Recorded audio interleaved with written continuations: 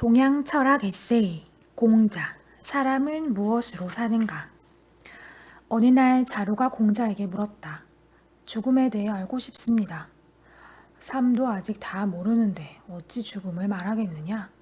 자로가 다시 물었다. 귀신 섬기는 법을 말씀해 주십시오. 사람도 다 못 섬기는데 어찌 귀신을 말하겠느냐? 공자가 제자들과 더불어 길을 가고 있었습니다. 도덕과 예의로 백성을 다스려야 한다고 설득했지만 부국 강병의 논리가 아니라고 받아들여주지 않는 무도한 임금의 실망을 느끼고 다시 자신의 뜻을 받아들여줄 새로운 임금을 찾아가는 고단한 여행길이었습니다. 얼마를 가자 앞에 큰 강이 나타났습니다. 하지만 일행 가운데 나루터가 어디 있는지를 아는 사람은 아무도 없었습니다. 마침 저마치에 밭을 가는 두 사람이 보였습니다. 혼탁한 세상을 떠나 숨어 사는 장저와 걸릭이었습니다. 공자는 제자 자로를 불러 그들에게 가서 나루터 가는 길을 묻도록 했습니다. 자로가 두 사람에게 다가가서 나루터 가는 길이 어디냐고 묻자 장저가 되물었습니다. 저기 술에 올라앉아 점잖게 고삐를 쥐고 있는 사람은 누구냐? 공구이십니다. 노나라의 공구란 말이냐? 예, 그렇습니다. 그는 나루터 가는 길쯤은 알고 있을 텐데? 장저는 더 이상 대꾸도 않고 부지런히 제 할 일만 했습니다. 답답해진 자로가 이번에는 걸릭에게 물었습니다. 그러자 걸릭도 자로에게 되물었습니다. 나루터 가는 일을 묻는 너는 누구냐? 준유입니다. 공구란 사람의 제자인가? 예, 그렇습니다. 온 세상이 물처럼 거세게 흘러가는데 누가 감히 고칠 수 있단 말이냐? 그러니 자네도 나쁜 사람이나 피해 다니는 그런 공자 같은 사람을 따라다니지 말고 차라리 어지러운 세상을 피해 우리들과 같이 지내는 게 어떠한가? 걸릭도 더 이상 자로를 거들떠보려 하지 않았습니다. 머쓱해진 자로가 돌아와서는 공자에게 그들이 한 얘기를 전했습니다. 말을 다 듣고 나서 공자가 탄식하면서 말했습니다. 날짐승이나 길짐승과 더불어 살 수는 없지 않겠는가? 내가 세상 사람들과 더불어 살지 않고 누구와 더불어 살겠느냐? 온 세상에 질서가 잡혀 있다면 내가 구태여 바꾸려 애쓰지도 않을 것이다. 공자가 살던 춘추 시대는 엄청난 혼란기였습니다. 그 혼란은 경제적 변화로부터 왔습니다. 당시에는 이미 주산업인 농사에 소를 쓰기 시작했고 새롭게 발견된 철이 농기구로 등장했습니다. 비료를 만들어 쓰기 시작했고 관계시설이 훨씬 좋아져서 농토에 물을 대기가 쉬워졌습니다. 이러한 변화는 고도의 경제 발전을 가져왔으며 아울러 농업, 공업, 상업의 분화를 활발하게 했습니다. 이 같은 경제 발전은 토지를 잠시 점유하고 이용한다는 생각에서 토지를 영원히 소유한다는 생각으로 나아가게 했습니다. 따라서 힘이 센 나라들은 더 많은 토지와 그 토지에서 일할 수 있는 더 많은 사람을 구하게 되었고 이 욕심을 채우는 방법으로 전쟁을 택했습니다. 땅과 사람을 빼앗기 위한 전쟁이 계속 일어났습니다. 이러한 상황은 신분제를 비롯한 기존의 많은 제도를 무너뜨렸고 그 결과 엄청난 혼란이 일어났습니다. 대부분의 군주들은 부국 강병을 위한 온갖 정책을 동원하여 민중으로부터 가혹하게 세금을 거두어들이면서 그들을 전쟁터로 내몰았습니다. 힘이 약한 나라는 금방 무너졌고 신하들이 틈을 모아 제후를 쓰러뜨리고 땅을 나누어 갖기도 했습니다. 마치 홍수가 나서 뻘건 흙탕물이 거세게 흘러가듯 도도하게 흐르는 춘추시대의 엄청난 사회경제적 변화와 여기서 비롯된 어마어마한 혼란을 보면서 세상을 바로잡아야 한다는 일념으로 살아간 사람이 공자였습니다. 그는 당시 세상을 버리고 숨어 살던 은사들, 바로 장저와 걸릭 같은 사람들로부터 조롱과 비난을 받기도 했습니다.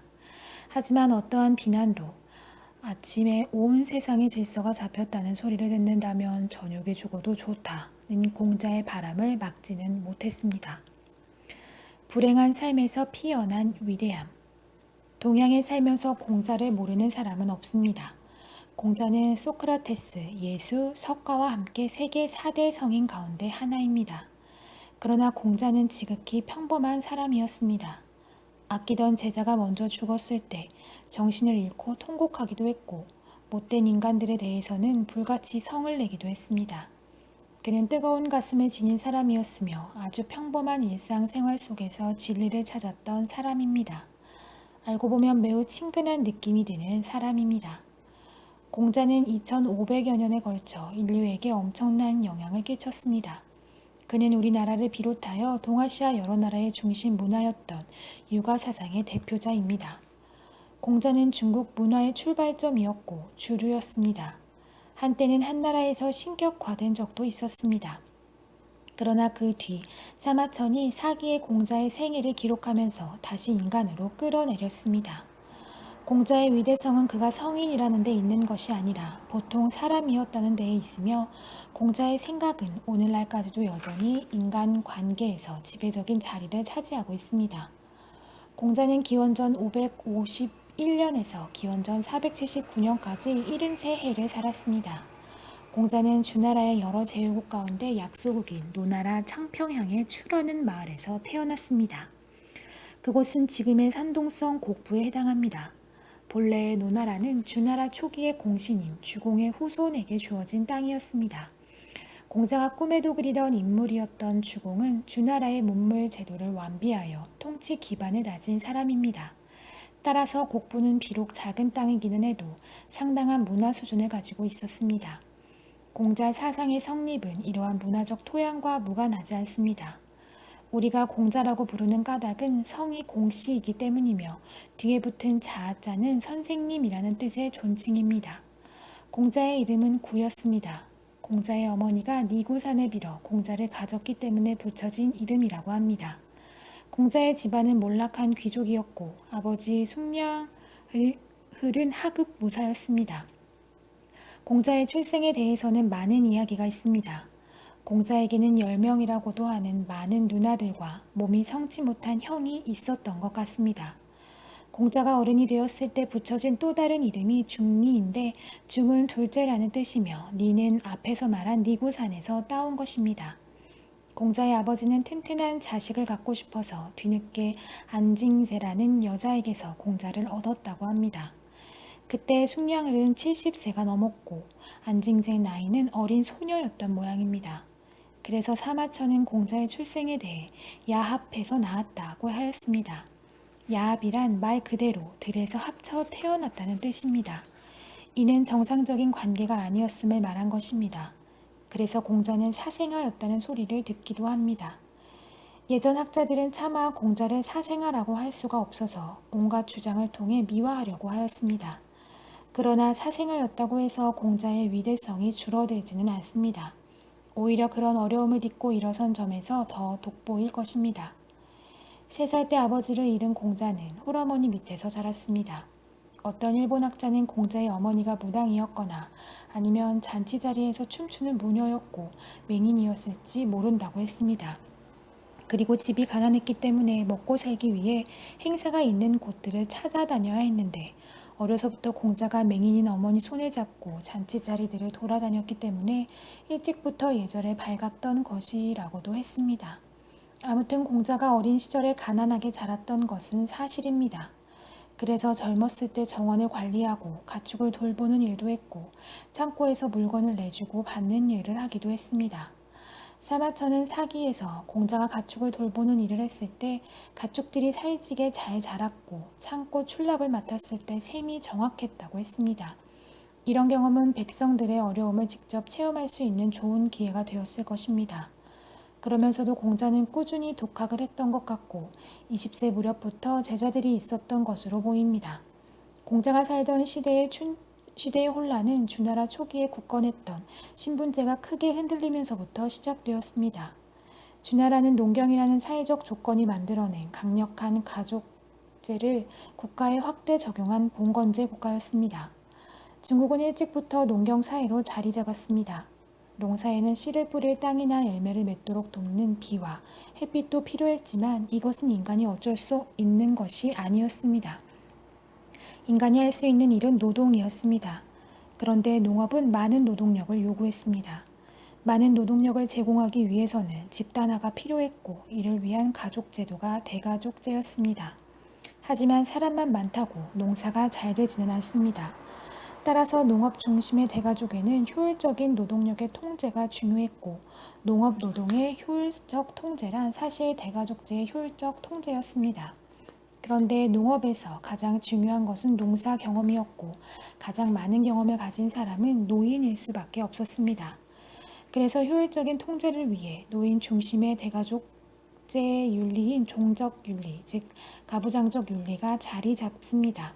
물론 여기에는 모계 사회로부터 부계 사회로의 사회 변화도 있었습니다. 이 같은 부자 중심의 종적 윤리를 국가에 그대로 적용한 것이 봉건제였습니다. 기원전 1100년 무렵에 은나라를 무너뜨리고 등장한 주나라는 하늘의 아들, 즉 천자라고 불리는 종갓집을 중심에 놓고서 정복한 여러 땅의 집안의 형제, 작은 아버지, 조카 같은 친척이나 아니면 결혼으로 맺어진 사돈 식구들을 제후로 임명했습니다. 각각의 제후들은 자기가 받은 땅에서 다시 자기 집을 작은 종갓집으로 놓고 자기의 형제, 친척들에게 땅을 나누어 주었습니다. 통치의 꼭대기에 전차의 친족인 종갓집을 두고 다시 그 종갓집과 혈연관계를 바탕으로 한 제후들의 작은 종갓집이 있고 또 제후들의 작은 종갓집과 혈연관계로 연결된 귀족들을 둠으로써 통치체계 전체가 가족관계를 이루는 강력한 지배력을 가진 국가를 만들었습니다.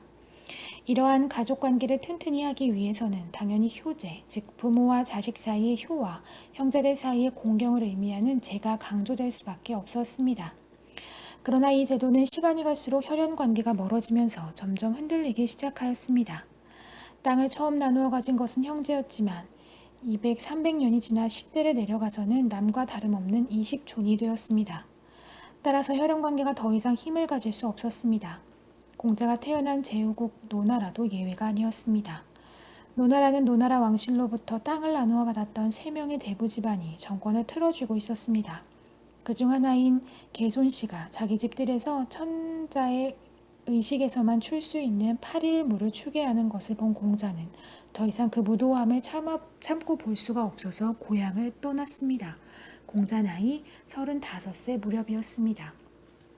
제나라를 시작으로 공자는 여러 나라를 돌아다니면서 많은 왕들을 만났고 그 왕들이 자기의 사상을 받아들여 세상을 바로잡아 주기를 바랐습니다.